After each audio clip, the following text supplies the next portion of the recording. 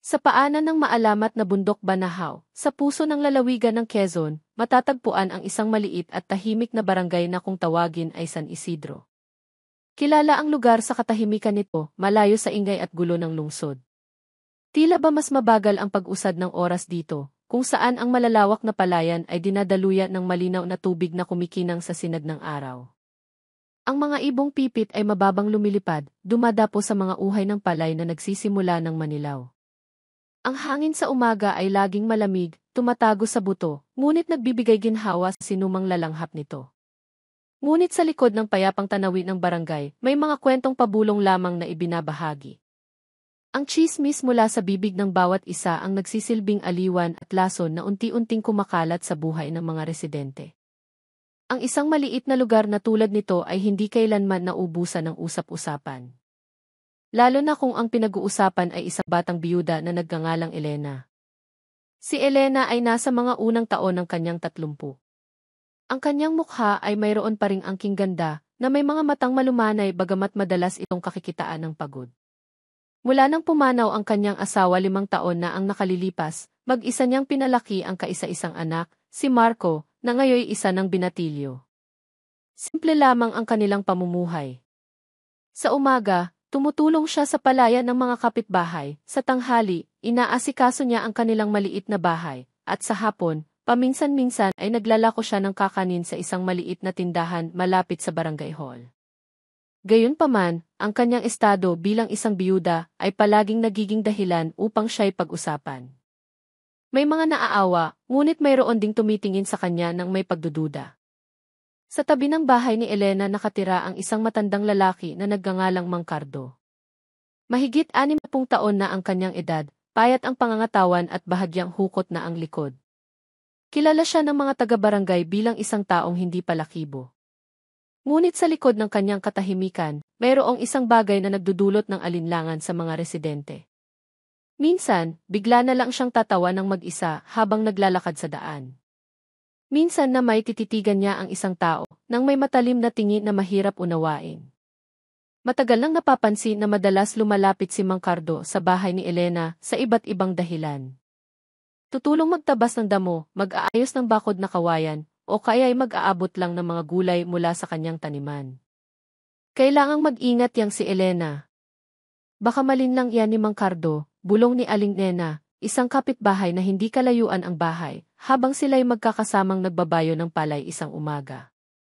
Bakit naman, Aling Nena? Tanong ng isa pang ginang.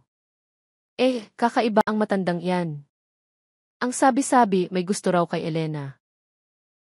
Pwede na niyang maging ama sa edad niya, sagot ni Aling Nena na maihalong pag-aalala.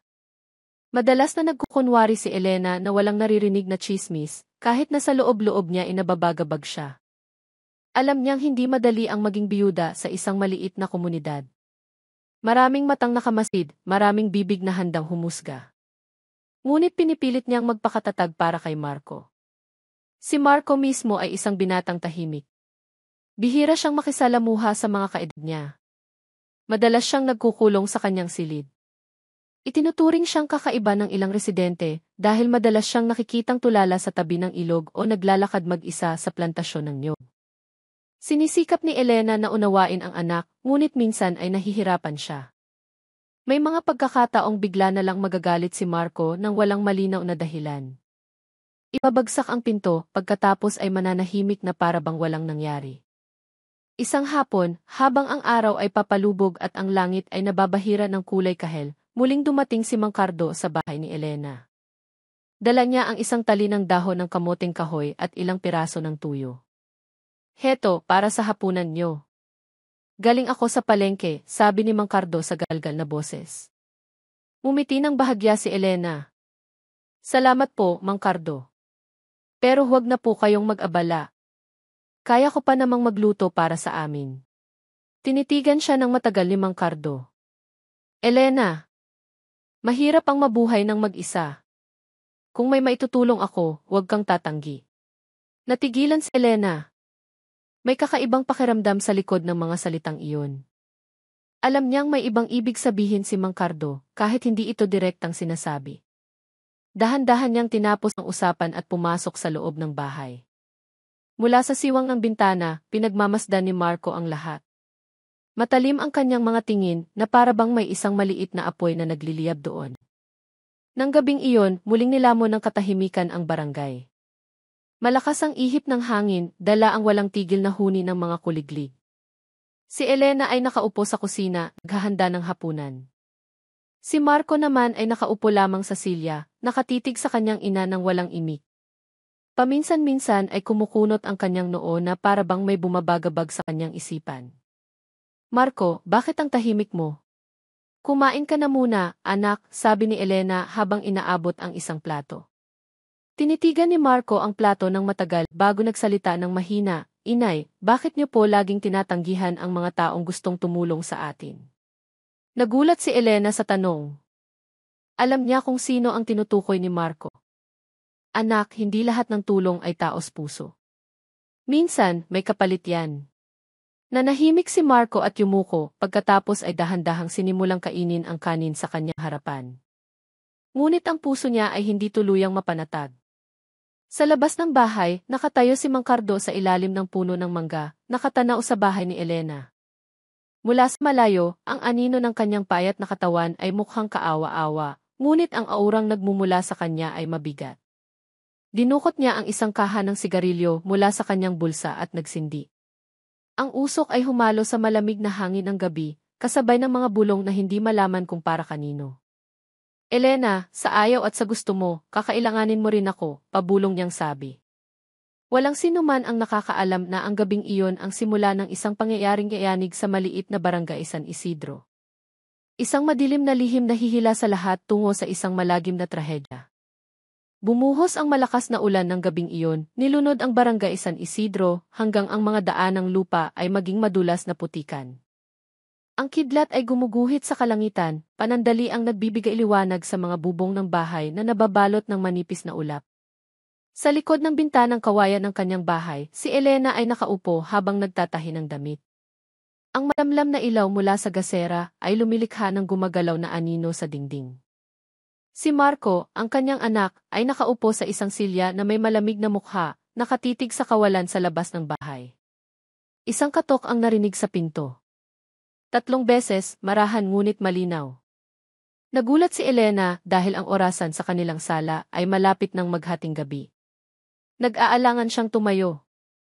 Samantala, si Marco ay bahagya lamang nag-angat ng ulo bago muling yumuko.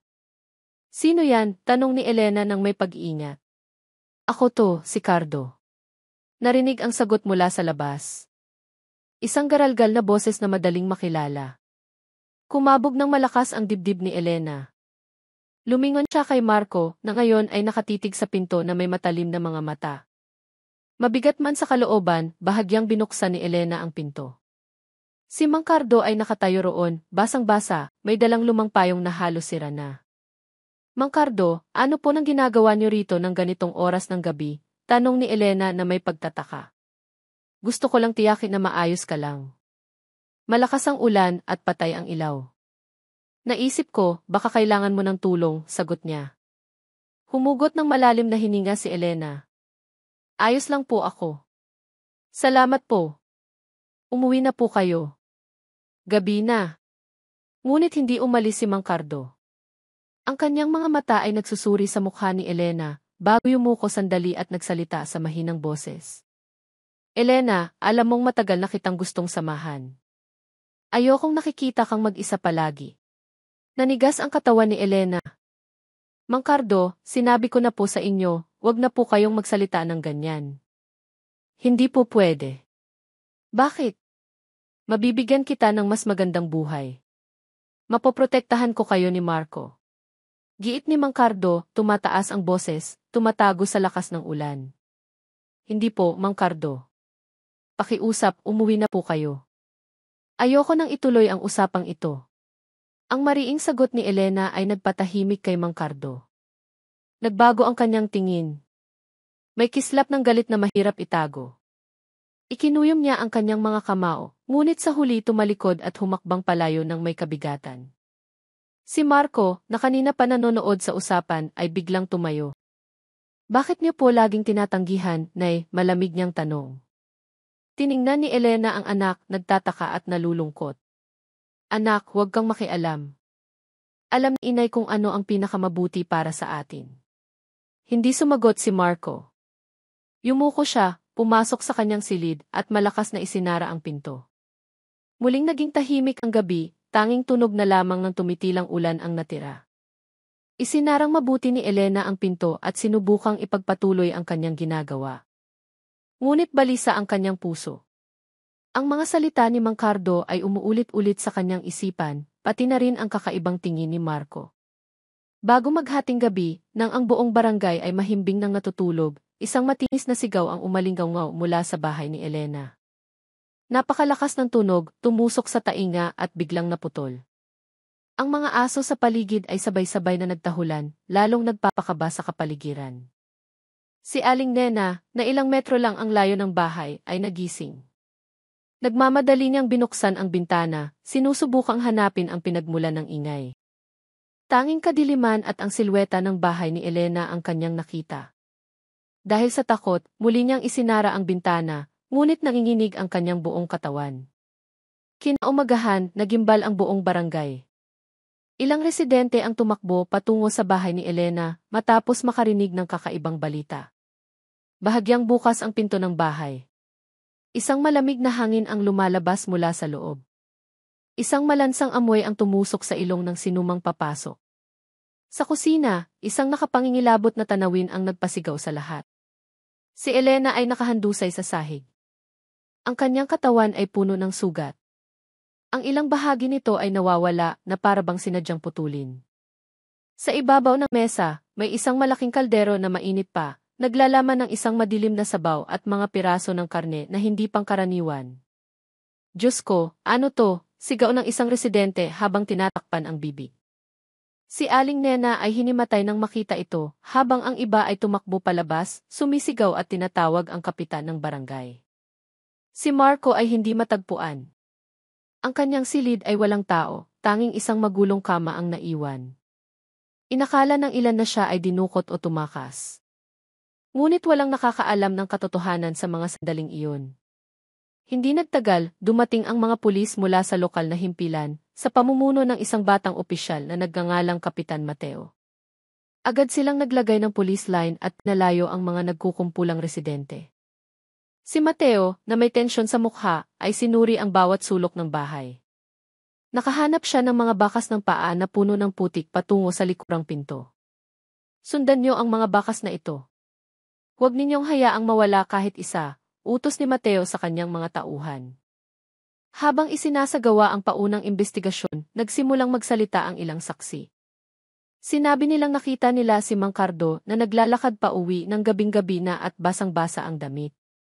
Mayroon ding nagsabing nakarinig sila ng boses ng lalaki mula sa bahay ni Elena bago marinig ang sigaw. Agad na lumutang ang pangalan ni Mang Cardo bilang pangunahing suspect. Ang mga residente, na matagal nang hindi siya gusto, ay lalo pang nakumbinsi na siya ang may sala. Uminit ang sitwasyon. Ang ilan ay sumisigaw na, nais na agad siyang arestuhin at litisin. Kumunot lamang ang noo ni Mateo. Alam niyang ang galit ng masa ay maaaring makasama sa investigasyon. Pinakalma niya ang mga residente hanggat kaya niya, pagkatapos ay dinala ang kanyang grupo, patungo sa bahay ni Mang Cardo.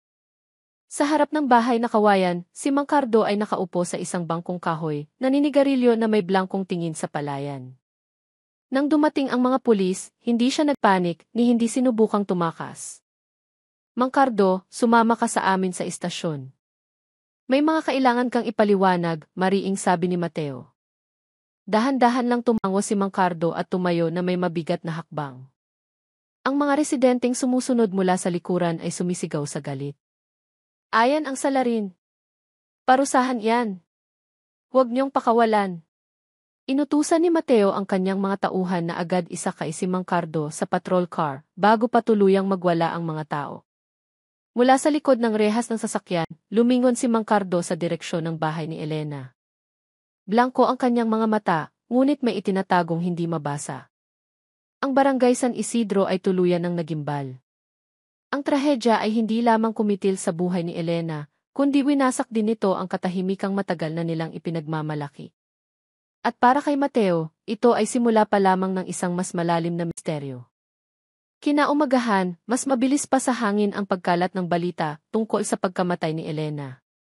Mula sa dulo ng palayan hanggang sa palengke ng bayan, iisa lang ang pinag-uusapan ng lahat. Mga mukhang maputla ang makikita sa bawat kanto. Ang mga bata ay pinagbawalan ng lumapit sa bahay ni Elena, habang ang mga ina ay nagbubulungan na lamang habang nakatakip ang mga kamay sa kanilang bibig. Kawawa naman, ang bata pa pero ang sama ng pagkamatay, sabi ni Aling Nena sa ilang kapitbahay sa may poso. Maputla pa rin ang kanyang mukha. Ang alaala ng bangkay ni Elena sa kusina ay nagpapanginig sa kanyang katawan. Sigurado ng si Cardo ang may gawa niyan. Kakaiba talaga ang matandang iyon, sabat ng isa pa na may tono ng katiyakan. Nagsimulang dumami ang mga tao.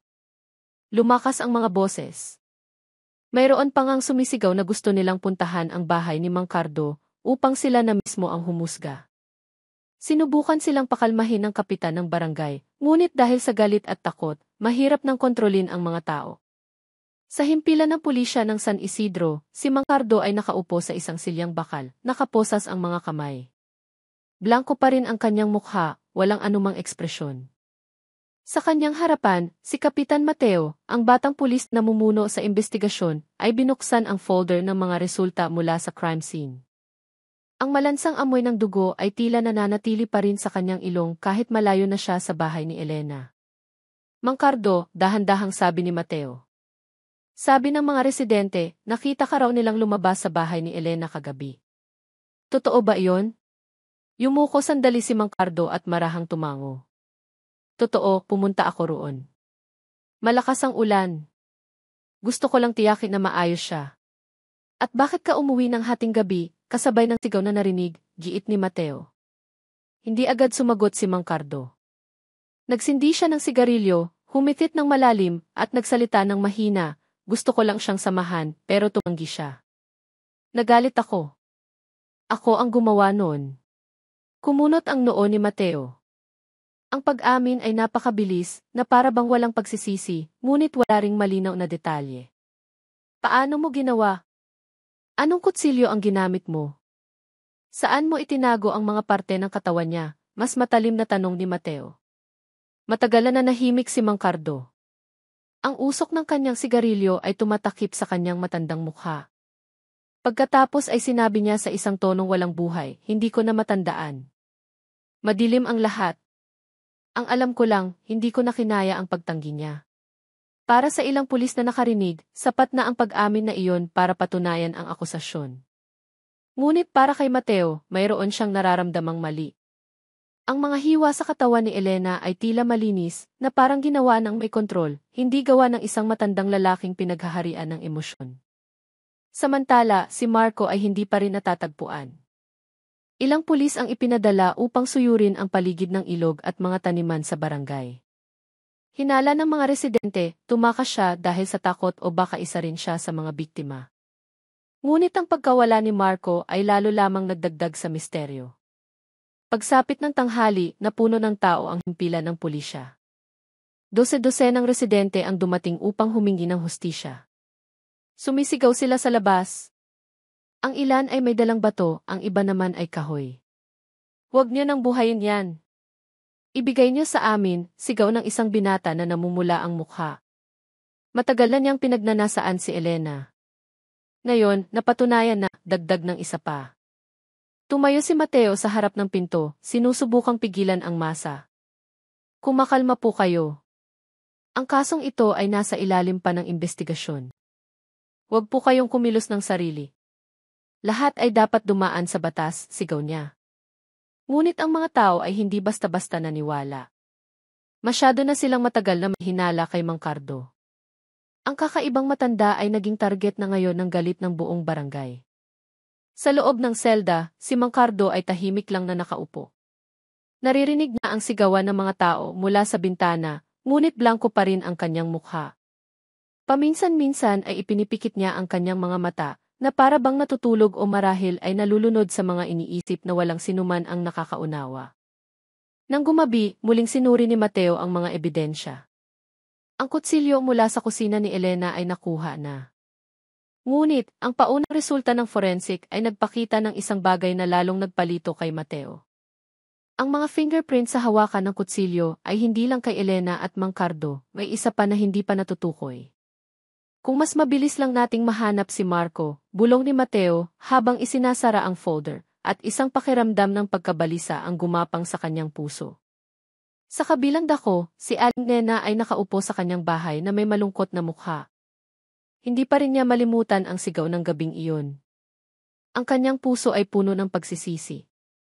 Kung naglakas loob lamang siyang lumabas, baka natulungan niya si Elena, ngunit pinparalisado siya ng takot. Ngayon, tanging panalangin na lang ang kaya niyang gawin para sa kaluluwa ni Elena at para maparusahan ang maisala. Ang araw na iyon ay nagtapos sa tensyon na lalong tumitindi. Ang mga residente ay humihingi ng mabilis na parusa. Si Mang Cardo ay umamin na, kahit malabo, at si Mateo ay patuloy na binabagabag ng isang pakiramdam na may mali. Ang barangay San Isidro, na dating tahimik, ay naging isang entablado ng takot. Lahat ay naghihintay, hindi malaman kung hustisya o susunod na trahedya. Muling bumuhos ang malakas na ulan sa lukban ng gabing iyon. Ang tunog ng mga patak nito na tumatama sa mga yero ng bahay ay lumilikha ng isang ritmong nakakabalisa, bumabalot sa buong barangay. Maputik ang mga daan. Ang mga ilaw sa poste ay namamatay sindi dahil sa hindi matatag na kuryente, lalong nagpapadilim sa kapaligiran. Sa himpilan ng pulisya, si Kapitan Mateo ay nakaupo pa rin, baka sa kanyang mukha ang pagod. Ang kanyang mga mata ay nakatitig sa mga dokumento ng kaso ni Elena na lalong kumakapal. Si Mang Cardo, ang matandang itinuturing na kakaiba ng mga taga-barangay, ay nananatili sa pansamantalang selda. Mula sa likod ng rehas, siya ay nakikitang nakaupo, tulala.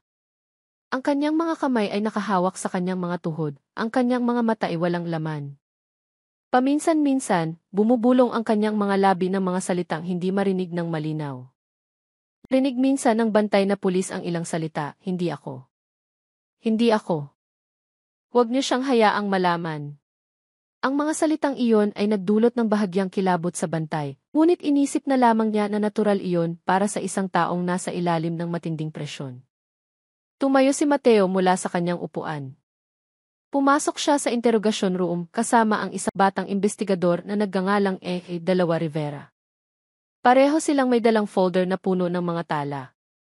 Mang Cardo, sabi ni Mateo, ang kanyang boses ay mariin ngunit kalmado. Nakakita kami ng mga bakas ng dugo sa likod ng bahay mo. Maaari mo bang ipaliwanag? Inangat ni Mang Cardo ang kanyang ulo. Ang kanyang mga mata ay nagluluha. Nagkatay lang ako ng manok. Mahilig talaga akong magluto. Mahilig akong magproseso ng karne. Pero hindi ng tao. Tinapik ni Dalawa Rivera ang kanyang daliri sa mesa. Pero sinabi ng mga saksi, noong gabi ng krimen, nakita kanilang pumunta sa bahay ni Elena. At pagkatapos noon, si Elena ay nawala na. Natigilan si Mang Cardo. Nanigas ang kanyang panga, ngunit yumuko siya. Pumunta nga ako roon. Gusto ko si Elena. Gusto ko lang siyang makasama. Pero tumanggi siya. Nagalit ako, pero hindi ko siya pinatay. Nanginginig ang boses ni Mang Cardo. Namumula ang kanyang mga mata, pinipigilan ang pag-iyak. Pinagmasdan ni Mateo ang ekspresyon ni Mang Cardo. Mayroong kakaiba. Mukha siyang may kasalanan, ngunit hindi kasalanan ng pagpatay. Mas para siyang isang taong nagtatago ng isang malaking lihim. Sa labas ng himpilan, lalong uminit ang sitwasyon sa barangay. Dagsaan ang mga residente, may dalang mga sulo at hinihiling na parusahan si Mang Cardo.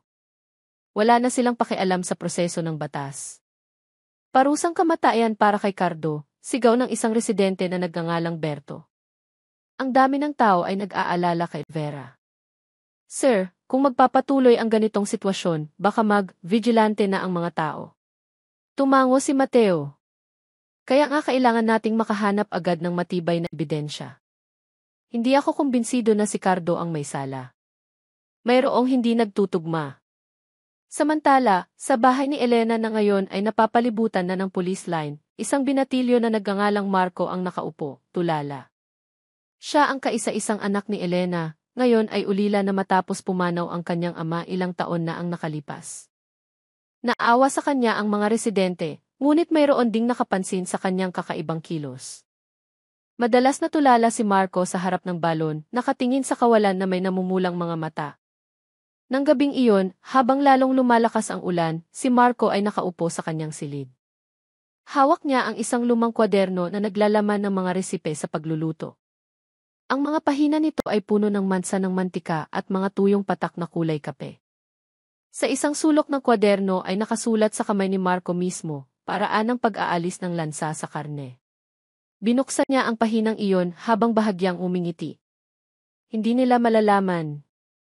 Si Mang Cardona ang bahala sa lahat, bulong niya. Ngunit ang mga kilos ni Marco ay hindi palaging lihim. Isang kapitbahay, si Aling Flora, na madalas tumulong kay Elena, ay nakita si Marco na lumabas ng bahay hating gabi ilang araw bago matagpuan ang bangkay ni Elena. May dala siyang malaking itim na plastic bag. Nang tanungin, maikli lang ang sagot niya, basura daw. Ngunit nagtaka si Aling Flora dahil mukhang napakabigat ng supot. Ang balitang iyon ay nakarating sa wakas kay Rivera. Agad niyang isinulat ang pangalan ni Marco sa listahan ng mga taong kailangang suriin pa. Kinabukasan, pinuntahan ni Rivera ang bahay ni Elena. Binati niya si Marco ng may kabaitan. Ikaw si Marco, di ba? Ako si Dalawa Rivera, ang investigador sa kaso ng nanay mo. Gusto ko lang sanang makipag-usap sandali. Tiningnan siya ni Marco ng malamig. Nasabi ko na lahat sa mga pulis. Wala akong alam. Pinatay ni Mang Cardo si inay, di ba? Sigurado na ang lahat doon. Bahagyang umiti si Rivera. Maaaring tama ka, pero gusto ko pa ring malaman. Ilang araw na ang nakalipas, may itinapon ka raw sa balon sa likod, di ba? Nagulat si Marco. Namutla ang kanyang mukha. Wala. Basura lang yon. Napansin ni Rivera ang reaksyon na iyon. Alam niyang mayroong mas madilim pa sa isang maikling sagot. Nang hapon ding iyon, muling nagsagawa ng pagsisiyasat si Kapitan Mateo at ang kanyang grupo sa paligid ng bahay ni Elena. Nagpababa sila ng isang simpleng diver sa balon. Laking gulat nila nang makahanap sila ng mga piraso ng tela na may bahid ng dugo na nabubulok na. Kahit hindi kompleto, ang mga piraso ay tumutugma sa huling damit na suot ni Elena. Matagal na tinitigan ni Mateo ang bagay na iyon. Kung totoong ang bahagi ito ng bangkay ni Elena, ibig sabihin may isang taong sinadyang magtapon ng ebidensya rito. Ang tanong, sino? Ang balita ng pagkakatuklas ay hindi pa ipinakalat sa mga residente upang hindi magdulot ng gulo. Ngunit, lalong nakumbinsi si Mateo na hindi si Mang Cardo ang pangunahing salarin. Mayroong ibang tao na mas mapanganib at ang taong iyon ay malamang na malayang gumagala pa sa gitna ng barangay. Habang lumalalim ang gabi, si Mang Cardo ay patuloy na bumubulong sa loob ng selda, habang si Marco ay mahigpit na isinasara ang kanyang kwaderno ng resipe. Ang dalawang lalaki ay magkaugnay sa isang lihim na hindi pa nabubunyag, ngunit ang mga bakas ay nagsisimula ng lumitaw. Ang lihim na iyon ay dahan-dahang handa ng hilahin ang katotohanan palabas, kahit sino pa man ang kailangang isakripisyo. Kinaumagahan, isang manipis na hamog ang nakabitin pa rin sa barangay. Ang maputik na lupa matapos ang ulan kagabi ay nagpabigat sa bawat hakbang. Sa himpilan ng pulisya, si Kapitan Mateo ay nakatayo sa harap ng isang malaking pisara na may mapa ng barangay. Nakadikit dito ang mga litrato mula sa crime scene, mga tala ng testimonya ng mga saksi, at mga ebidensyang nakalap. Si Dalawa Rivera ay nakaupo sa tabi, kinokopya ang resulta ng laboratorio na kararating lang. Kapitan, tawag ni Rivera. Positibo ang resulta ng dugo sa telang nakuha sa balon, pag-aari ni Elena. Ang tela ay bahagi ng kanyang damit pantulog na huli niyang isinuot. Huminga ng malalim si Mateo. Ibig sabihin, may isang taong nagtapon ng ebidensya sa sarili niyang balon. Hindi na ito simpleng bigla ang pagpatay. May pagsisikap na pagtakpan ang krimen. Dagdag ni Rivera, kung gayon, malamang na ang salarin ay isang taong alam na alam ang mga gawin ni Elena, alam kung nasaan ang balon, at hindi magdudulot ng hinala kapag labas-masok sa bahay na iyon.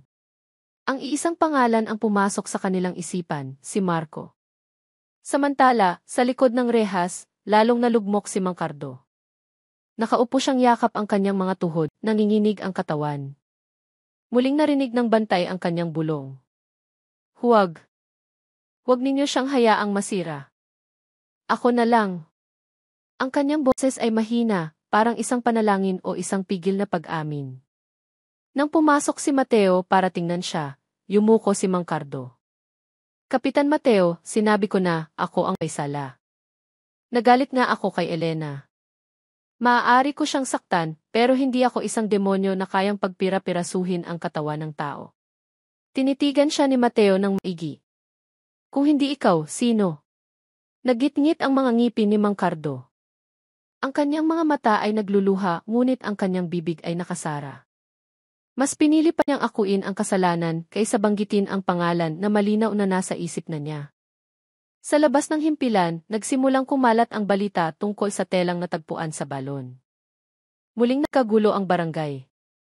Ilan ay nagsimulang magsismis na nagpaparamdam na raw ang kaluluwa ni Elena, humihingi ng hustisya.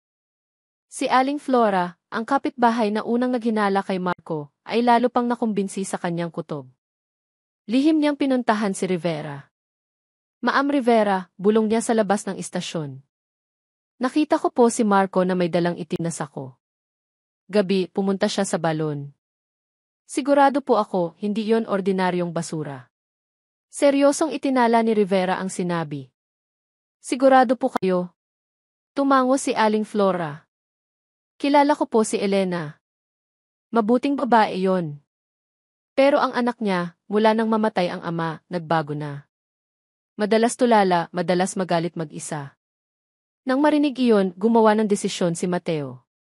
Sige, ngayong gabi, lihim nating babantayan si Marco. Huwag ipaalam kahit kanino. Kung totoo ngang may itinatago siya, kailangan natin siyang mahuli sa akto. Madilim ang langit ng gabing iyon, walang mga bituin. Si Rivera, kasama ang 2 pulis, ay nagtago sa likod ng mga puno malapit sa bahay ni Elena. Mahina lang ang ilaw sa bahay. Nakitang lumabas si Marco, may dalang maliit na timba. Maingat ang kanyang mga kilos. Paminsan-minsan ay lumingon siya sa kaliwat kanan. Naglakad siya patungo sa balon sa likod at dahan-dahang ibinaba ang timba. Mula sa malayo, pinanood siya ni Rivera gamit ang isang maliit na largabista. Ang nakita niya ay nagpatindig ng kanyang balahibo. Ang timba ay muling itinaas, hindi naglalaman ng tubig, kundi isang maliit at nabubulok na supot na plastik. Binuksan ni Marco ang supot. Nakita ang isang maputlang buto, may mga lupa pa. Tinitigan niya ito ng matagal at bahagyang umiti. Inay, siniguro ko na hindi nila makikita lahat ng parte mo, bulong niya.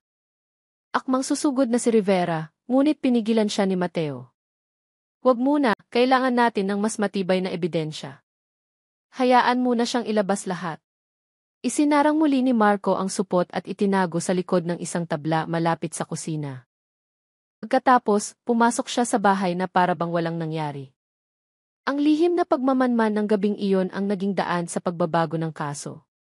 Nagpasya si Mateo na kinabukasan ay opisyal na nilang hahalughugin ang bahay ni Elena.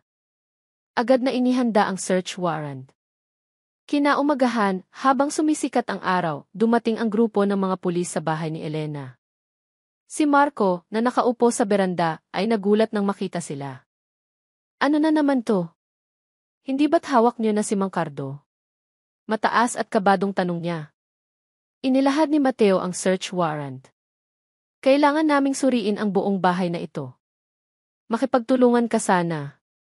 Nagprotesta si Marco, ngunit wala siyang nagawa. Pumasok ang mga pulis, sinuri ang bawat sulok. Si Rivera ay dumiretso sa kusina, kung saan niya nakita si Marco na may itinago kagabi. Tama nga, sa likod ng isang maluwag na tabla, natagpuan nila ang isang supot na plastik na mailamang maliit na buto. Kapitan, heto na, sigaw ni Rivera. Nanginginig ang kanyang boses. Nagpanik si Marco. Namutla ang kanyang mukha at pinagpawisan ng malamig. Iiyan. Hindi yan sa nanay ko, buto yan ng manok. Naglalaro lang ako. Ngunit nang suriin pa, ang mabilisang forensic test sa lugar ay nagpatunay na buto iyon ng tao. Mas partikular, buto ng kamay. Tinitigan ni Mateo si Marco ng matalim. Sasabihin mo pa bang hindi ito sa nanay mo? Natigilan si Marco.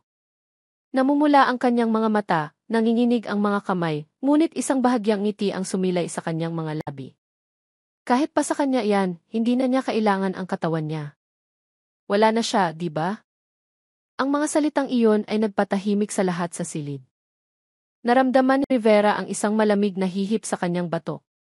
Ang binatilyo ay nagsasalita na parabang ang pagkamatay ng sariling ina ay isang ordinaryong bagay, o mas masahol, isang nararapat na pangyayari. Sa huli, nagpasya si Mateo na dalhin si Marco sa himpilan para sa karagdagang investigasyon. Ang mga residente na nakakita ay agad na nagbulungan. Ang ilan ay hindi makapaniwala, ang iba naman ay naramdamang tama ang kanilang hinala. Sa loob ng selda, narinig ni Mang Cardo ang balita ng pag-aresto kay Marco. Sumigaw siya at hinampas ang rehas. Hindi siya. Hayaan niyo na ako ang parusahan. Ang pag-iyak ng matanda ay nagpatahimik sa lahat sa himpilan. Sa isang banda, ang ebidensya ay malinaw na tumuturo kay Marco. Ngunit sa kabilang banda, ang pagsasakripisyo ni Mang Cardo ay nag-iwan ng isang malaking tanong. Gaano kalayo ang handa niyang gawin para iligtas ang binatilyong iyon?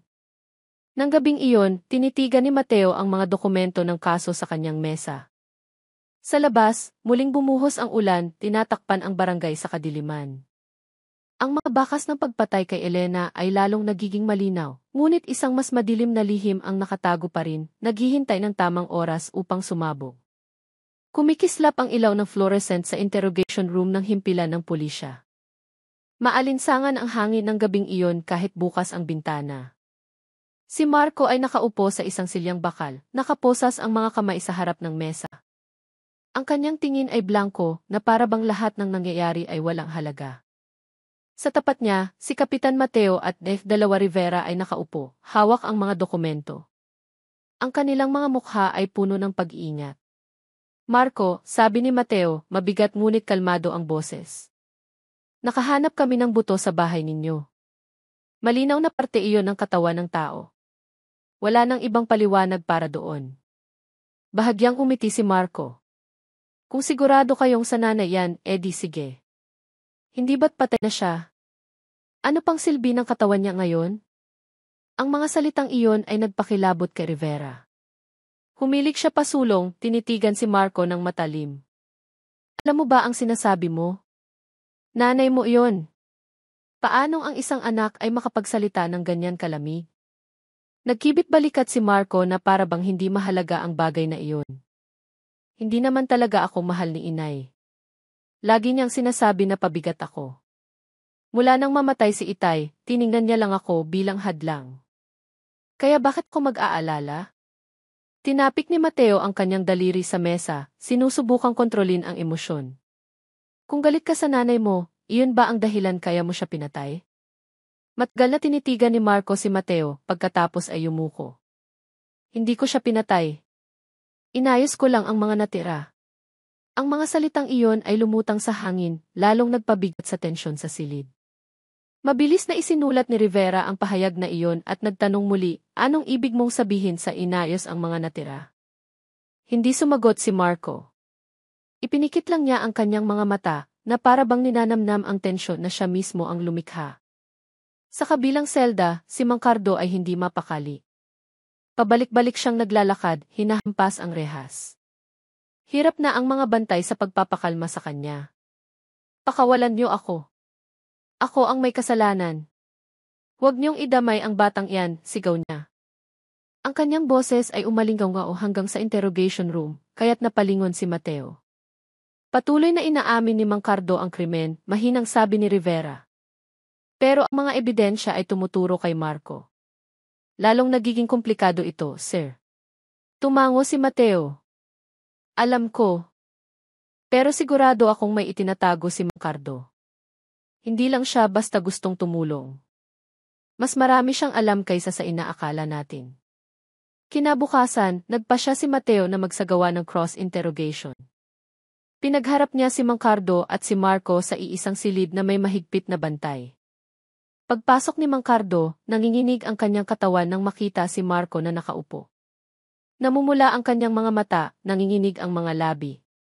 Marco, bakit ka nandito? Sinabi ko nang ako na lang. Sumulyap lang si Marco at sumandal sa upuan. Tama na yan, Mang Cardo. Huwag kang magpanggap na bayani. Alam na ng lahat kung sino talaga ang may sala. Sumigaw si Mang Cardo, bumuhos ang kanyang mga luha. Hindi, mabait kang bata. Ako ang nagkamali. Ako ang nagalit sa nanay mo. Ako ang dapat parusahan. Tiningnan sila ni Mateo at malamig na nagsalita. Tama na. Ang kailangan namin ay ang katotohanan, hindi pagtuturuan. Marco, sabihin mo ng tapat. Ikaw ba ang pumatay kay Elena?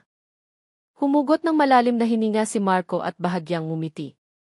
Kung sasabihin kong, masisiyahan ba kayo? Kung sasabihin kong hindi, maniniwala ba kayo? Ang alam ko lang, may tinanggihan ang nanay ko ng gabing iyon tapos namatay siya. Ang katawan niya. Ako ang nag-asikaso. Ayokong makita siya ng mga tao sa barangay na ganoon kasira. Ang mga salitang iyon ay nagpayuko kay Mang Cardo, hawak ang kanyang ulo. Marco, huwag. Huwag ka nang magsalita pa. Naramdaman ni Rivera na may puwang. Humilig siya. Marco, sino ang taong tinanggihan ng nanay mo ng gabing iyon? Matagal na nanahimik si Marco, ang kanyang mga mata ay gumagala na parabang may hinahanap. Pagkatapos ay nagsalita siya ng mahina, halos pabulong, hindi ba't alam niyo na? Lahat ay si Mang Cardo ang inaakusahan. Kaya hayaan na lang nating ganoon. Nagtapos ang interogasyon ng walang tiyak na sagot, nag-iwan lamang ng mas malaking katanungan. Ngunit isang bagay ang malinaw, si Marco ay hindi lang isang ordinaryong saksi. May kinalaman siya, direkta man o hindi, sa pagkamatay ni Elena. Nang gabing iyon, si Mateo ay nakaupo sa kanyang opisina, nakatitig sa investigation board. Ang mga piraso ng ebidensya ay nagsisimulang magturo sa isang koneksyon. Huling nakita si Elena kasama si Mang Cardo. Nakarinig ang mga residente ng gulo sa bahay ni Elena. Nakita si Marco na nagtatap ng supot sa balon. May natagpo ang buto ng tao sa bahay ni Elena. Ngunit ang motibo ng pagpatay ay malabo pa rin.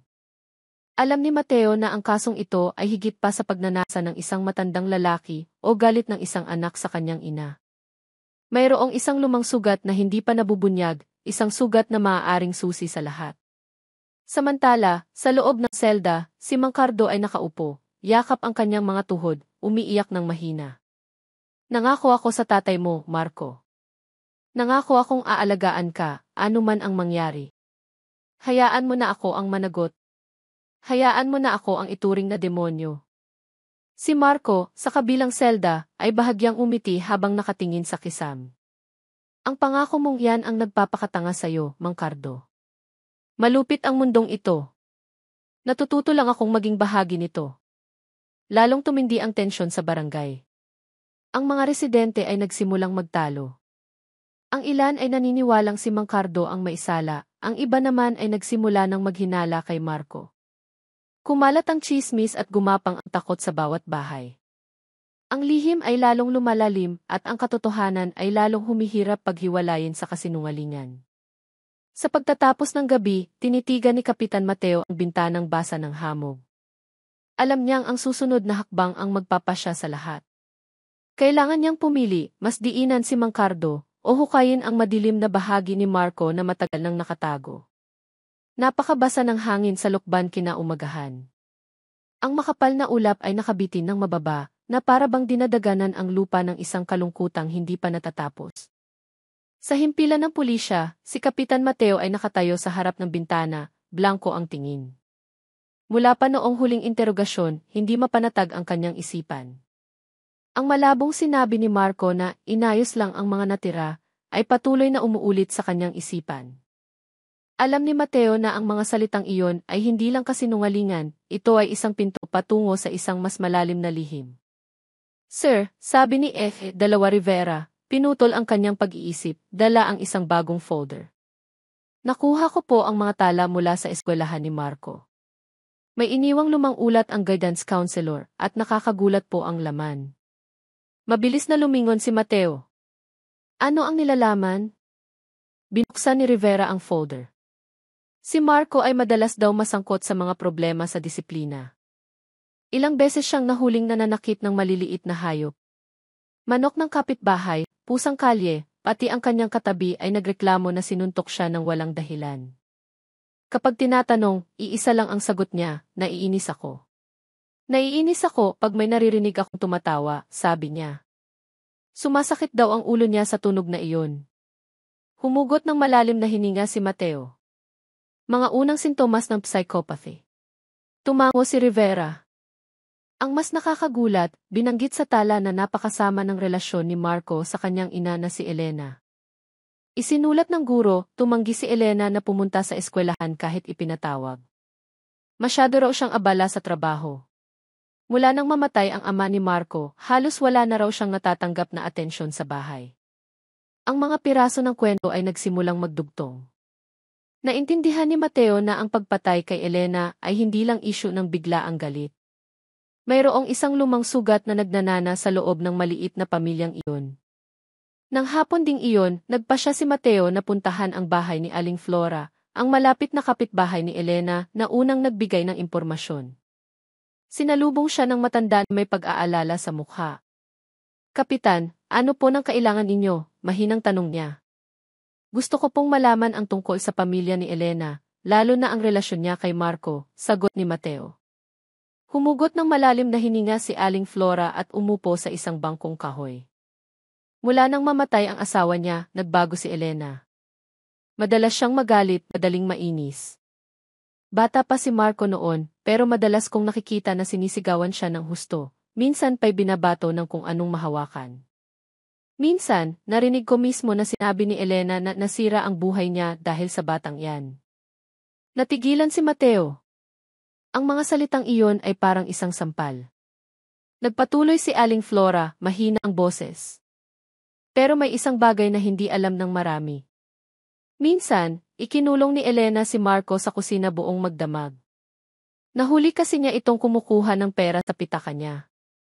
Kinaumagahan, nakita ko ang bata na nakaupo sa labas ng bahay, blanko ang mga mata. Mula noon, nagbago na siya, hindi na ngumingiti. Ang kwentong iyon ay lalong nagpatibay sa larawan ng pagkabata ni Marco na puno ng sugat. Nagpasalamat si Mateo at bumalik sa istasyon na puno ng mga tanong ang isipan. Nang gabing iyon, nagpasya siyang muling kausapin si Marco, ngunit sa ibang paraan. Marco, mahinang sabi ni Mateo. Alam kong hindi maganda ang relasyon ninyo ng nanay mo, pero ang pagpatay sa kanya ay isang malaking desisyon. Maaari kang maging tapat sa akin. Gusto kong malaman kung bakit. Tinitigan ni Marco si Mateo ng malamig na mga mata. Walang galit, walang iyak, tanging isang nakakatakot na katahimikan. Hindi ninyo maiintindihan. Hinding-hindi ako pinahalagahan ni inay. Ang sarili niya lang ang iniisip niya. Araw-araw, nabuhay ako sa panlalait, sa mga tinging may pandidiri, hanggang sa napagtanto kong hindi ko siya kailangan. Si Rivera, na nakaupo sa tabi, ay napigil ang hininga. Pero bakit mo kailangan gawin iyon sa bangkay ng nanay mo? Bakit kailangang pagpira-pirasuhin? Bahagyang umiti si Marco. Dahil gusto kong maging kapaki-pakinabang siya. Habang buhay siya, pabigat lang siya. Kaya siniguro ko na kahit sa kamatayan, hindi siya masasayang. Ang mga salitang iyon ay tumusok sa puso ng silid. Ikinuyom ni Mateo ang kanyang mga kamao, ngunit pinilit na manatiling kalmado. Alam mo bang ang ginawa mo ay labag sa batas, labag sa pagkatao? Tumawa lang ng bahagya si Marco. Ang kanyang tawa ay hungkag, walang bakas ng kaligayahan. Batas? Pagkatao. Lahat yan kalokohan. Ang mundo ay hindi kailanman naging makatarungan. Ginagawa ko lang ang natutunan ko sa kanila, ang mabuhay sa anumang paraan. Sa kabilang selda, si Mang Cardo, na nakarinig mula sa malayo, ay sumigaw ng malakas. Marco, itigil mo na iyan. Huwag kang magsalita ng ganyan. Hayaan mo na lang na ako ang akusahan. Lumingon si Marco sa direksyon ng boses at sinabing walang emosyon, Mang Cardo, salamat sa pagiging panangga ko, pero alam na nila. Wala nang silbi. Napaupo si Mang Cardo, puno ng luha ang kanyang mukha. Alam niyang ang lihim na matagal niyang sinubukang protektahan ay nabasag na. Tumayo si Mateo mula sa kanyang upuan, malakas na isinara ang folder. Tama na.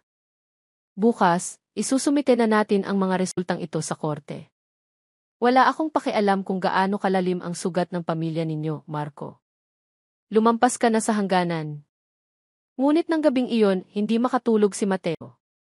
Ang mga salita ni Marco ay patuloy na bumabagabag sa kanya. Isang bahagi ng kanyang isipan ang nagtatanong, lubos bang kasalanan ng bata, o siya ba ay produkto lamang ng sugat na itinanim ng kanyang ina mula pa noon? Sa labas ng himpilan, nanatiling nakakatakot ang barangay San Isidro.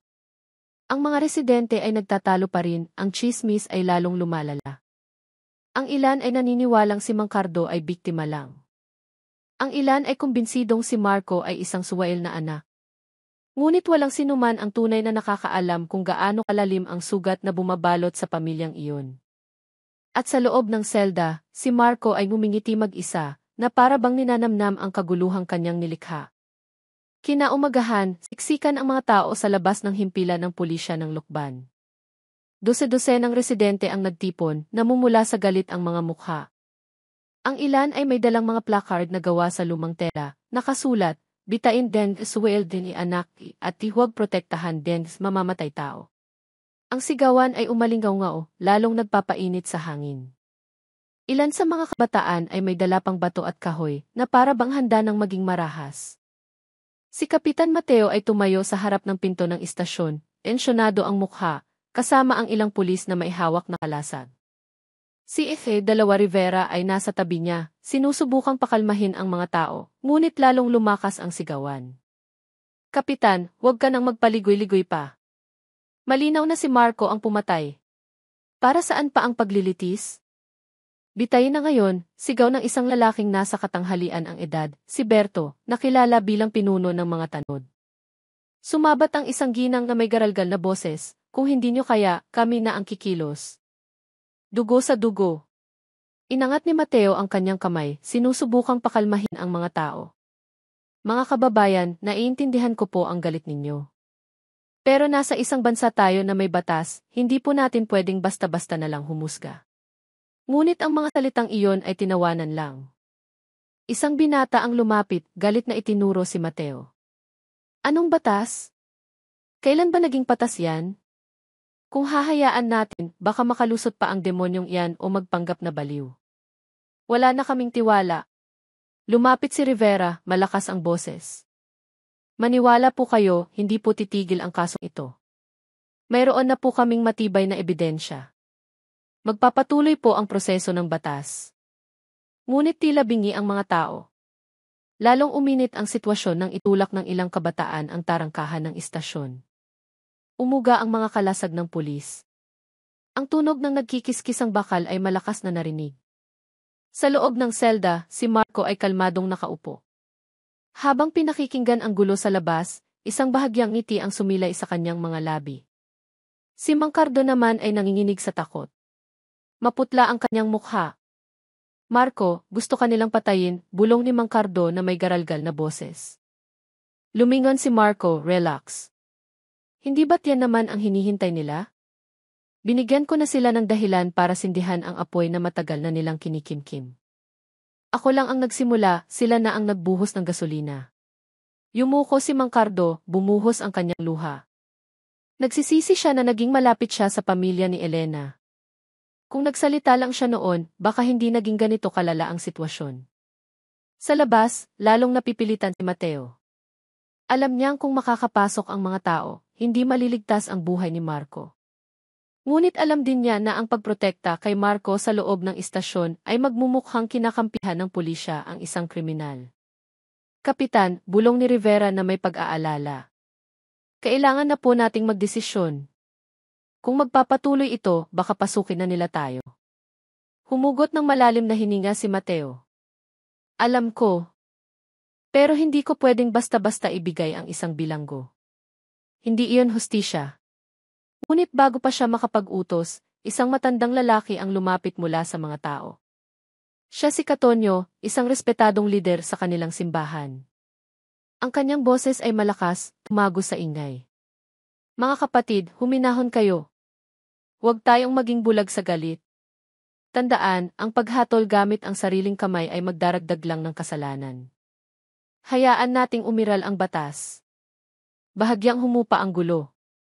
Kahit mayroon pa ring nagrereklamo, tinitigan ni Katonyo si Mateo ng matalim, na para bang nagbibigay senyas na kailangang kumilos ng mas mabilis ang pulisya. Kung hindi, mawawala na naman ang kontrol. Tumango si Mateo at nagsalita ng malakas, "Nangangako po ako, hindi titigil ang kasong ito sa gitna. Bukas na bukas din, ililipat na ang kaso." Si Marco ay lilitisin at papatawa ng pinakamabigat na parusa. Kahit na napakalma ng pangakong iyon ang ilan, hindi pa rin tuluyang nawala ang galit. Alam ni Mateo na mamayang gabi, baka may isang grupo na lihim na sumugod sa istasyon. Kaya't ng gabing iyon, hinigpitan ang seguridad. Si Rivera at ilang batang pulis ay nagpalitan sa pagpapatrolya. Samantala, si Mateo ay nakatitig sa monitor. Sa loob ng selda, si Marco ay nanatiling kalmado, ipinikit pa ang mga mata na para bang natutulog. Ngunit bago tuluyang makatulog, bumulong siya sa sarili, "Tingnan mo, kahit na nahimik na ako, magulo pa rin ang mundo. Baka ganito talaga gumagana ang buhay." Ang mga salitang iyon ay narinig ni Mang Cardo na nakaupo sa sulok. Lalo siyang nakumbinsi na ang batang iyon ay hindi lang isang mamamatay tao, kundi isa ring mitsa ng pagkasira ng isipan ng sinumang malapit sa kanya. At sa labas ng istasyon, ilang kabataan na hindi kontento sa pangako ni Mateo ay nagtipon pa rin sa dilim, nagpaplano ng isang bagay na mas mapangahas. Ang apoy ng galit ay hindi pa tuluyang namatay. Naghihintay lang ito ng hangin para muling magliyab. Kakaiba ang gabi sa Lukban. Malamig ang ihip ng hangin, ngunit ang sitwasyon ay lalong umiinit. Ang labas ng himpilan ng pulisya ay tila tahimik, ngunit sa loob, mahigpit ang seguridad. Si Kapitan Mateo ay nakaupo sa surveillance room, nakatitig sa mga monitor ng KK na may matinding pag-iingat. "Huwag kayong magpapabaya," sabi niya kay dalawa Rivera na kararating lang mula sa pagpapatrolya. "Pakiramdam ko, hindi pa ito tapos." Tumango si Rivera. Medyo hinihingal pa siya. May ilang kabataan pa rin pong nagkukumpulan sa kanto. Nagkukunwari silang nagtatambay, pero ang mga tingin nila ay puno ng galit. Baka naghihintay lang po sila ng tiempo. Samantala, sa loob ng selda, si Mang Cardo ay nakaupo pa rin, balisa. Walang tigil niyang kinukuyom ang kanyang mga kamay. Habang si Marco ay nakasandal lang sa pader. "Mang Cardo," mahinang sabi ni Marco, ngunit tumatagos. "Ang mga tao sa labas, hindi na makapaghintay na balatan ako ng buhay. Hindi ba't magiging maganda kung ngayong gabi ay may dugo talagang dadana?" Lumingon si Mang Cardo, nagluluha ang mga mata. "Marco, itigil mo na yan. Alam mo kung ano ang magiging bunga niyan. Hindi lang ikaw ang papatayin nila, sisirain din nila ang sinumang susubok na protektahan ka." Bahagyang humiti si Marco, isang ngiting nakakatindig ng balahibo. "Eksakto. Baka ipinanganak ako para dalhin ang lahat sa pinakamababang antas nila." Ang mga salita niya ay umalingaw sa malamig na selda, lalong nagpawasak kay Mang Cardo. Sa kabilang dako, sa isang abandonadong bahay, hindi kalayuan sa istasyon, 5 kabataan ang nagpupulong. Sila ang mga tauhan ni Berto, ang pinuno ng mga tanod na siyang pinakamaingay sa paghingi ng kamatayan para kay Marco. Puro salita lang ang mga pulis, sabi ng isang binata na nagngangalang Randy habang nagsisindi ng sigarilyo. "Kung maghihintay tayo, baka makalaya pa ang baliw na iyon dahil sa dahilan na may sakit sa isip." Sumabat ang isa pa, "Tama, ngayong gabi, susugurin natin. Hindi kailangan ng maraming tao. Tayong 5 lang. Papasok tayo ng tahimik, ilalabas natin siya sa selda, tapos tatapusin natin sa kakahuyan. Para maging leksyon sa sinumang mag-iisip gumawa ng masama." Nagkasundo sila. May dalang bareta, itak, at maliliit na flashlight, dahan-dahan silang kumilos sa dilim patungo sa istasyon ng pulis. Halos hating gabi na, nagsimulang bumigat ang talukap ng mga mata ni Mateo, ngunit ang kanyang kutob ay patuloy na nagbababala. Si Rivera ay nakaupo sa kabilang mesa, nagsusulat ng ulat. Bigla, isang ingay ang narinig mula sa likurang bakod. Agad na tumayo si Mateo. "May kung ano doon," maikli niyang sabi. Kinuha ni Rivera ang flashlight at baril. Mabilis silang kumilos patungo sa likuran, kasunod ang 2 pulis. Pagdating doon, nakita nilang may butas na ang cyclone wire. Bago pa ang gupit, kumikinang pa ang metal sa tama ng flashlight. "Punyeta," bulong ni Mateo. "Alam kong mangyayari to. Tinutok ni Rivera ang ilaw sa mga halaman. May aninong tumakbo palayo. Sumigaw si Mateo, "Hinto, pulis!" Ngunit 3 binata na ang nakapasok, habang 2 pa ang sinusubukang magbukas ng daan. Hindi na iwasan ang komprontasyon. Mabilis na napigilan ni Mateo at ng kanyang grupo ang mga ito. Ngunit ang gulo ay nagpagising sa mga residente sa paligid. Hindi nagtagal, 12 ng tao ang muling nagtipon, may dalang mga sulo at sigaw ng galit. "Ilabas si Marco! Huwag niyong protektahan ang mamamatay tao." Lalong umalingaw-ngaw ang sigawan. Ang istasyon ay napaligiran na ngayon ng mas maraming tao kaysa kaninang umaga. Sa loob ng selda, bahagyang tumawa si Marco nang marinig ang gulo sa labas. "Hindi ba't sinabi ko? Magiging maapoy ang gabing ito." Tinakpan ni Mang Cardo ang kanyang mukha ng 2 kamay. Ang kanyang puso ay dinudurog ng takot. Tumayo si Mateo sa harap ng pangunahing pinto ng istasyon. Ang kanyang katawan ay tensyonado habang hinaharap ang mas brutal na mga tao. Nagsimulang umulan ng bato. Nabasag ang mga bintana. "Kapitan," bulong ni Rivera na may pangamba. "Kung sumabog ang sitwasyon, hindi na natin sila mapipigilan." Tinitigan ni Mateo ang mga taong lalong nagwawala. "Kung ganoon, kailangan na natin gawin ang huling paraan." Kinuha niya ang megaphone. "Mga kababayan, alam kong galit kayo, pero kung pipilitin ninyong pumasok ngayong gabi, sinisira ninyo ang batas. Maniwala kayo, kung maisala si Marco, papatawan siya ng parusang kamatayan ayon sa batas ng bansa." Ngunit walang epekto ang kanyang mga salita. Lalong naging marahas ang mga tao. Ang mga sulo ay itinaas, handa ng ibato. At sa gitna ng kaguluhan, isang tao mula sa karamihan ang sumigaw, "Kung hindi nyo kaya, kami na ang tatapos." Buhay man o patay, ngayong gabi, lalabas si Marco sa seldang iyan. Naintindihan ni Mateo na ang gabing iyon ang magpapasya sa lahat. Kung may isang taong makapasok, hindi maliligtas ang buhay ni Marco. At mas masahol pa, masisira ang reputasyon ng pulisya, at mas maraming dugo ang dadana.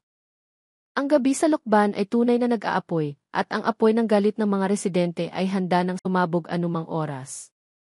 Ang kalangitan ng Lokban ng gabing iyon ay napuno ng manipis na usok mula sa mga sulong iwinawagayway ng mga tao.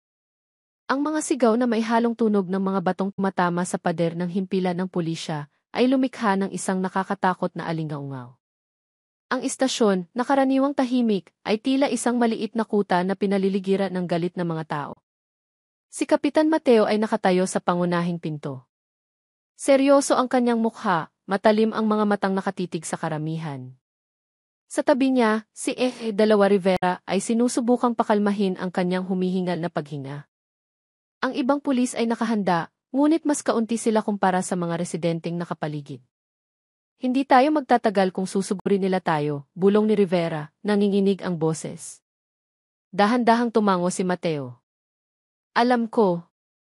Pero ang pagbibigay kay Marco ay katumbas ng paglilibing sa batas sa barangay na ito. At hinding-hindi ko iyon gagawin."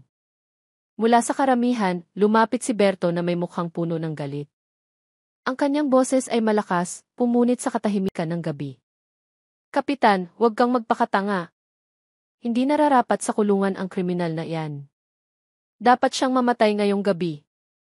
Ibigay mo siya sa amin, o kayo ang magiging kalaban ng mga tao."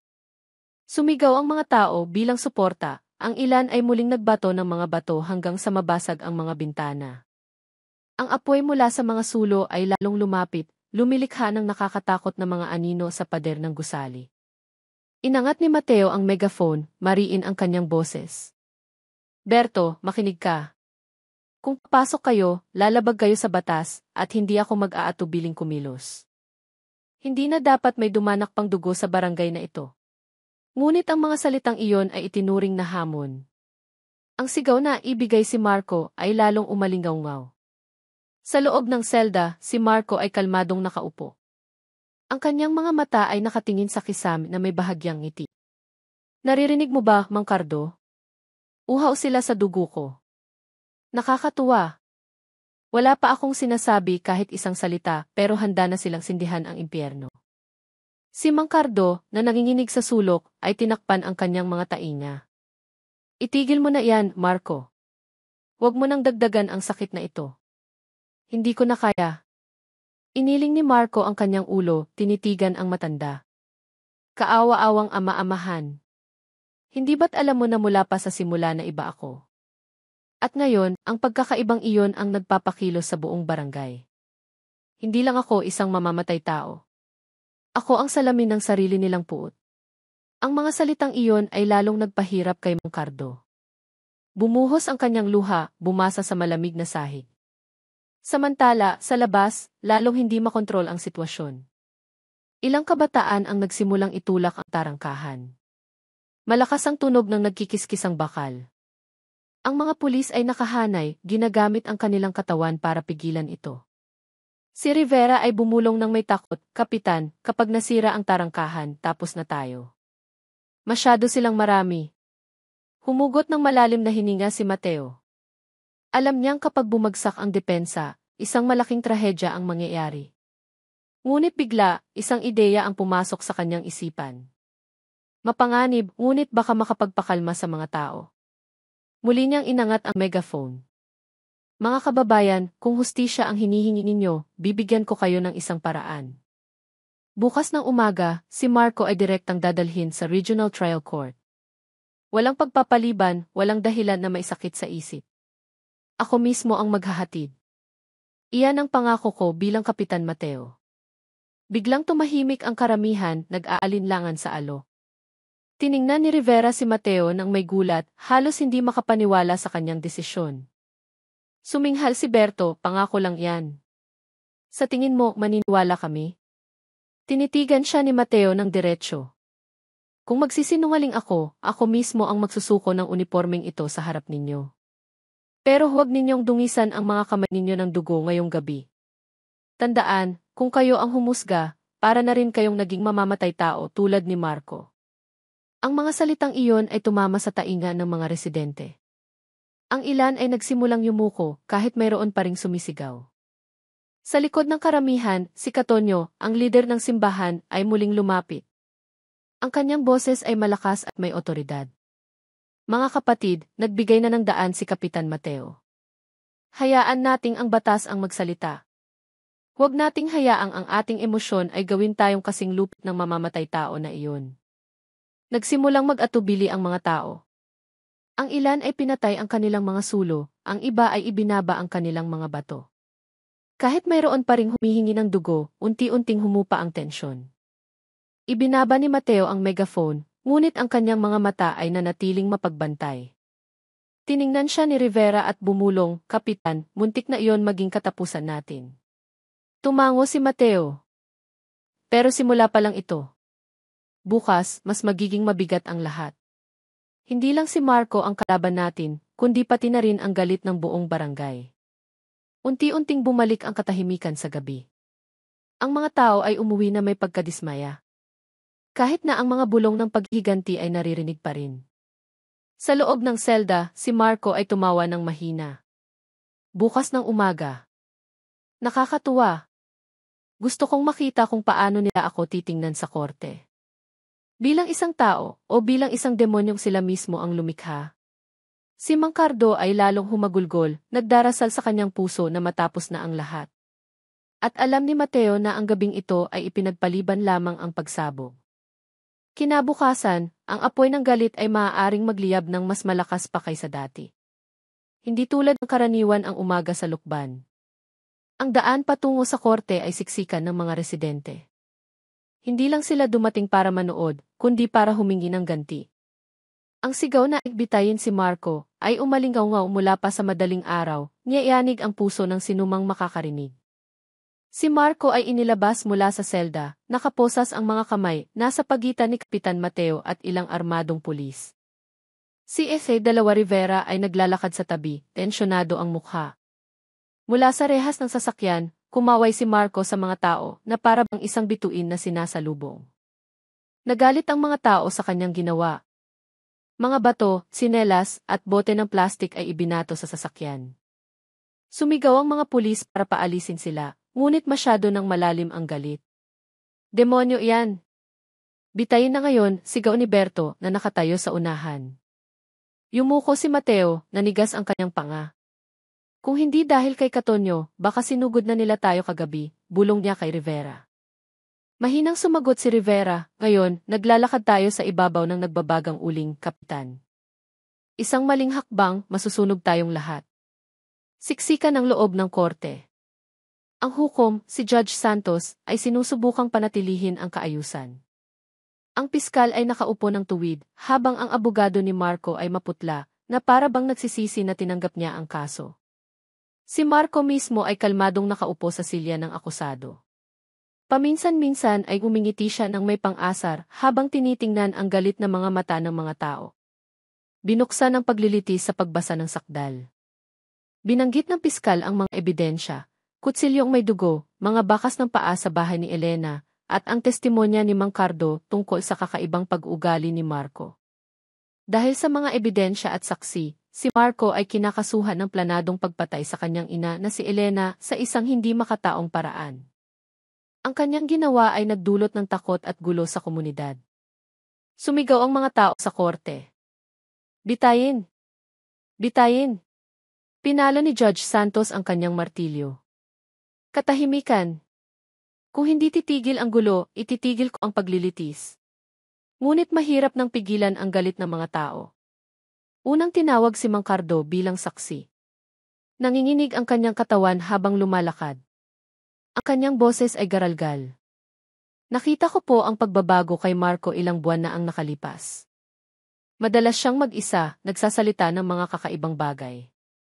Noong gabi ng krimen, nakarinig ako ng ingay sa bahay ni Elena. Tapos, dugo. Humagulgol si Mang Cardo. Gusto ko sanang tumulong pero huli na. Wala nang buhay si Elena. Tinitigan siya ng piskal. Sigurado ka bang si Marco ang pumatay kay Elena? Matagal na yumuko si Mang Cardo. Nanginginig ang kanyang labi. Si Marco. Muling nag-ingay ang korte. Ngunit sa silya ng akusado, bahagyang umiti si Marco na para bang ninanamnam ang testimonya. Pangalawang tinawag si Rivera. Mas mariin ang kanyang boses. Ang investigasyon ay nakahanap ng matibay na ebidensya laban kay Marco, isang kutsilyo na may fingerprint niya, at mga search history sa kanyang cellphone tungkol sa paraan ng pagluto ng karne ng tao. Hindi ito maaaring maging isang pagkakataon lang. Muling umugong ang korte. Ilan sa mga residente ay napahawak sa kanilang bibig sa narinig. Muling pinalo ng hukom ang martilyo. Katahimikan. Nang si Marco na ang magsasalita, naging nakakatakot ang kapaligiran. Tumayo siya, kalmado ang mukha, malinaw ang boses. Lahat dito, gusto akong mamatay, di ba? Uhaw kayo sa dugo ko, na para bang iyon ang solusyon sa lahat. Tumingin siya sa hukom pagkatapos ay sa mga tao. Pero alam niyo ba kung sino talaga ang lumikha sa akin? Nagbulungan ang mga tao. Nagpatuloy si Marco. Hindi lang ako isang anak na pumatay sa kanyang ina. Ako ay resulta ng galit ng sugat na ipinamana. Si Inay Elena, hindi siya isang santa tulad ng inaakala ninyo. Sumabog sa galit ang mga tao. Itigil mo yan, suwail na anak, sigaw ni Berto. Malakas na pinalo ni Judge Santos ang martilyo. Katahimikan. Hayaan ninyong magsalita ang akusado. Ngumiti si Marco. Gusto ninyong malaman ang lihim? Nakita ko mula pagkabata kung paano nagdusa ang nanay ko dahil sa mga tao sa barangay na ito. Chismis, panlalait, masamang trato. Lahat kayo ay nag-ambag sa pagsilang ng isang demonyo na nagngangalang Marco. Natigilan ang mga tao. Nagbago ang kanilang mga mukha. Ang ilan ay nagtinginan na para bang may mapait na katotohanan sa mga salita ni Marco. Tinitigan siya ni Mateo na pagtanto na hindi lang sinusubukan ng bata na ipagtanggol ang sarili, kundi nilalaso niya ang isipan ng lahat. Marco, tama na, sigaw ni Mateo, tumayo. Ngunit inangat ni Marco ang kanyang baba at tumingin kay Mang Cardo. Ang kanyang ngiti ay puno ng kahulugan. At ikaw, Mang Cardo, mas marami kang alam kaysa kaninuman. Alam mo ang totoong lihim, di ba? Nagulat si Mang Cardo. Namutla ang kanyang mukha. Nanginginig ang kanyang mga kamay na para bang may itinatagong mas malaki pa. Napansin ng hukom ang pagbabago. Saksi Cardo, totoo ba ang sinasabi ng akusado? Mayroon ka bang hindi pa sinasabi? Muling nagkagulo ang korte. Naghihintay ang mga tao sa sagot. Lalong uminit ang sitwasyon. Yumuko si Mang Cardo. Hirap siyang huminga. Bumuhos ang kanyang luha. Tinakpan niya ang kanyang mukha. Lahat ay naghihintay sa sagot na maaaring magbago sa takbo ng paglilitis.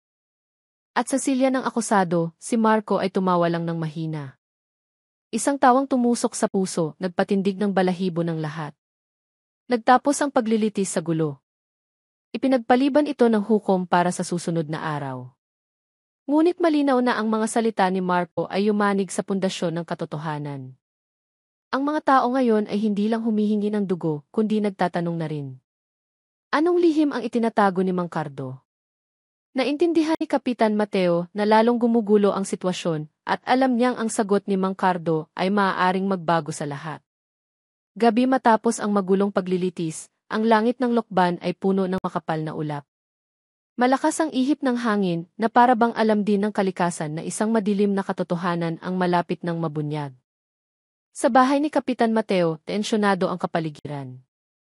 Si Mateo ay nakaupo, suot pa rin ang kanyang uniforme. Malungkot ang kanyang mukha. Si Ife Dalawa Rivera sa tabi niya ay maihawak na folder ng mga litrato ng ebidensya. Kailangan nating kausapin si Mang Cardo bago ang paglilitis bukas, sabi ni Mateo. Mabigat ang kanyang boses. Tiningnan siya ni Rivera nang may pagtataka. Bakit po kayo sigurado na may itinatago si Mang Cardo? Huminga ng malalim si Mateo. Ilang dekada na akong pulis, Rivera. Ang paraan ng pagtingin ni Marco kay Mang Cardo kanina, hindi iyon kasinungalingan. Mayroon silang alam na silang dalawa lang ang nakakaalam. Sa kabilang dako, si Mang Cardo ay nakaupo sa kanyang madilim na silid. Maputla ang kanyang mukha. Isang bote ng lambanog ang nasa mesa, hindi nagalaw. Namamaga ang kanyang mga mata sa kaiiyak. Ang imahe ni Elena, ang kanyang kaibigan mula pagkabata, ay patuloy na bumabagabag sa kanya. Patawarin mo ako, Elena, bulong niya. Dapat pinrotektahan kita. Hindi ako dapat nanahimik. May malakas na kumatok sa pinto. Mang Cardo, si Mateo ito. Alam kong nandyan ka. Buksan mo ang pinto. Nagulat si Mang Cardo. Pagkatapos ng ilang sandali, binuksan niya ang pinto, nanginginig ang mga kamay. Pumasok si Mateo at si Rivera. Ang kanilang mga tingin ay puno ng pag-apura. Hindi ko na kayang magsinungaling, biglang sabi ni Mang Cardo nang hindi tinatanong. Nanginginig ang kanyang boses, basa ang mga mata. Bukas, sasabihin ko ang lahat sa harap ng hukom. Yumuko si Mateo. Kung ganoon, sabihin mo sa akin ngayon. Ano ba talaga ang itinatago mo? Tinakpan ni Mang Cardo ang kanyang mukha. Nanginginig ang kanyang katawan. Alam ko kung sino talaga si Marco at alam ko kung bakit siya naging ganoon. Kinabukasan, muling napuno ang korte. Mas maraming tao ang dumating, gustong marinig ang sagot ni Mang Cardo. Kumalat na ang tsismis mula pa kagabi na may alam siyang malaking lihim tungkol sa pamilya ni na Elena at Marco. Sinimula ni Judge Santos ang paglilitis. Lumapit si Mang Cardo bilang saksi. Dahan-dahan siyang humakbang. Tahimik ang lahat. Maging si Berto na karaniwang maingay ay nakatingin lang ng may pagdududa. Nagtanong ang hukom, saksi, mayroon ka bang hindi pa sinasabi tungkol sa kasong ito? Yumuko si Mang Cardo at huminga ng malalim. Mayroon po at matagal na itong bumabagabag sa akin. Lumingon siya kay Marco na nakaupo sa silya ng akusado na may mapanuyang ngiti. Si Marco, pinatay niya nga si Elena. Totoo iyon. Pero ang dahilan kung bakit niya ginawa iyon ay dahil sa sugat na tayong lahat ang lumikha. Nagbulungan ang mga tao, ang ilan ay galit, ang ilan ay nalilito. Nagpatuloy si Mang Cardo, garalgal ang boses. Si Elena ay hindi lang isang kaawa-awang ina. Sa loob ng maraming taon, biktima siya ng panlalait, pang-iinsulto, at pang-aabuso ng mga tao sa barangay na ito. Inakusahan ninyo siyang isang babaeng walang moralidad dahil nagbuntis siya ng walang asawa. At ako, bumuhos ang kanyang luha. Alam ko kung sino talaga ang ama ni Marco. Ang ama niya ay hindi taga-ibang lugar. Ang ama niya ay nasa gitna natin. Nagimbal ang korte. Malakas na pinalo ng hukom ang martilyo. Katahimikan. Hayaan ninyong magsalita ang saksi. Lumingon si Mang Cardo sa upuan ng mga residente. Ang kanyang tingin ay napunta kay Berto. Si Marco ay anak mo, Berto. Ang mga salitang iyon ay tumama sa korte na parang kidlat. Lahat ay nagulat, nakanganga ang mga bibig. Tumayo si Berto, namumula ang mukha. Nababaliw ka na ba, Cardo? Umiyak si Mang Cardo. Sumusumpa ako, totoo yan. Alam ko dahil si Elena mismo ang nagsabi sa akin. Nilinlang ni Berto si Elena noong bata pa sila, tapos iniwan siyang buntis. Pinili ni Elena na manahimik at akuin ang kahihiyan. Lumaki si Marco sa mga bulong ng galit, sa mga tinging may pang-aalipusta mula sa inyong lahat. Iyon ang gumawa sa kanya na isang halimaw. Sumabog sa gulo ang mga tao. May sumigaw, may nagbato ng upuan. Mayroon ding napahawak sa kanilang mukha, hindi makapaniwala. Si Marco mismo ay tumayo, malamig ang mukha. Sa wakas, lumabas din, mahina niyang sabi. Hindi ako isang demonyong basta na lang isinilang. Ako ang salamin ng mga kasalanan ninyo, lalo na ng kasalanan ng sarili kong ama. Sumigaw si Berto, sinubukang sugurin si Marco. Agad siyang pinigilan ng mga pulis. Anak ka ng demonyo. Hinding-hindi kita kinilala. Malakas na tumawa si Marco. Ang kanyang tawa ay umalinggang sa korte. Eksakto. Hinding-hindi mo ako kinilala. Hinding-hindi ka naging ama sa akin. Pero ngayon, alam na ng buong barangay kung sino ka talaga. Muling nagkagulo ang paglilitis. Napilitang ipagpaliban ito ni Judge Santos at ipinabalik si Marco sa selda. Ngunit isang bagay ang sigurado. Ang katotohanan ay sumabog na at ang mga lumang sugat ay nabuksan sa harap ng lahat. Sa labas ng korte, hindi na lang dugo ni Marco ang hinihingi ng mga tao. Ngayon, sinisigawan na rin nila si Berto, binabato ang kanyang bahay, inaakusahan siyang punot dulo ng lahat ng trahedya. Tumayo si Katonyo sa gitna ng mga tao. Maputla ang kanyang mukha. Ito ay hindi lang kaso ng pagpatay. Ito ay kasalanan nating lahat, isang kasalanang ating ipinamana. Samantala, sa likod ng rehas, si Marco ay kalmadong nakaupo, bahagyang nakangiti, may kakaibang kislap sa mga mata. Nagsisimula pa lang ang laro, bulong niya. Tinitigan siya ni Kapitan Mateo mula sa labas. Lalong bumigat ang kanyang puso. Alam niyang ang paglilitis bukas ay hindi na lang tungkol sa hustisya para kay Elena.